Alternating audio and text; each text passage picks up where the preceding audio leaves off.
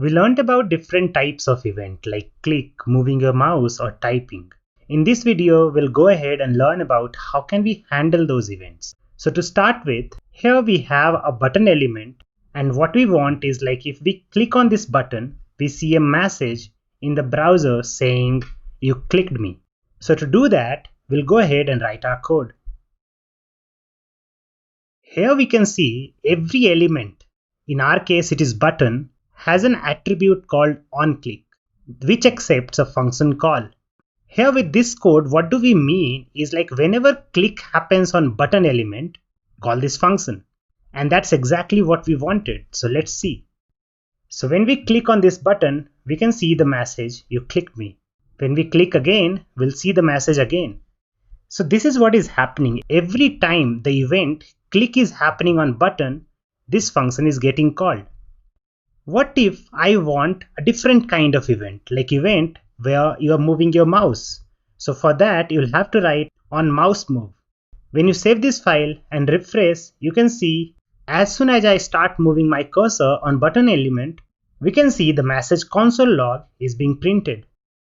Similarly, there is another kind of event called double click, and for that you need on double click.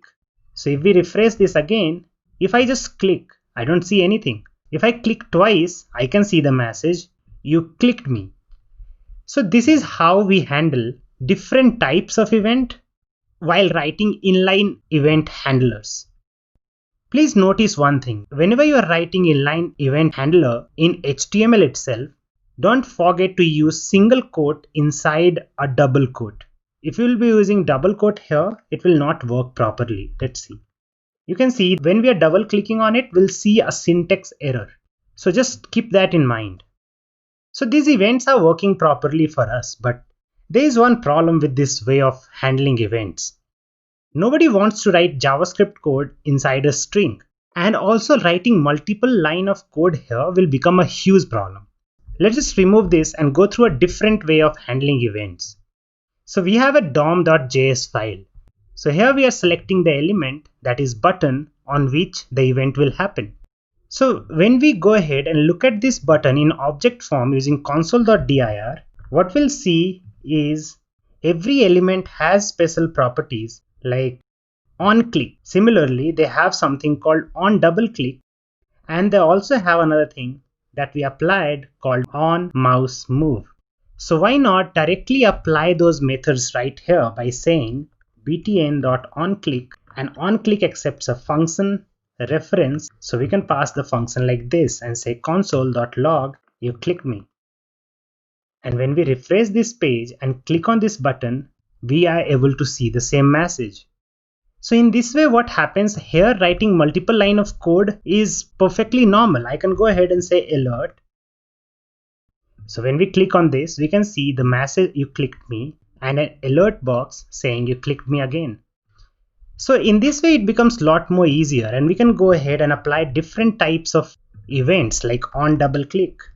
Similarly, I can go ahead and say on mouse move. Or you can also use other events, but for now I'm just using 3. So I'll go ahead and delete this alert because it will be annoying when you have alert and you don't dismiss it. So let's see if all these 3 events works or not. So when we click on it, you can see the message. But here all these 3 messages are same. So we are not able to differentiate between 3 different kind of events. So here I can go ahead and say double clicked. And here I can say, I'll say you moved your mouse on button element. So now if we refresh this page, look at this. When we are moving our mouse, we can see this message, you moved your mouse on button element. Similarly, when we click, we get a message, you clicked me. When we double click, we see a message, double click. So in this way, you can handle different types of event on the same element. So there is one limitation with handling events like this, and that is if I want a same type of event that is on click, but I want it multiple times. Like I want to say you clicked me whenever click happens, and I also want to do something else, like I just want to do alert here. There will be some circumstances where you'll want to use the same type of event that is on click in 2 different functions. So here I can go ahead and say alert. So the first one is using console log, the second one is using alert. If we go ahead and see that when we click on this, we are just able to see alert. There is no console log, and the reason for this is the handler coming in last will overwrite the handler that was added before. So here alert will overwrite console.log, and that's why we can see you clicked me in alert. This is one of the limitations, but don't worry about it. In next lesson, we'll go ahead and handle event in the perfect way, and that will take care of all these problems and scenarios that will come through.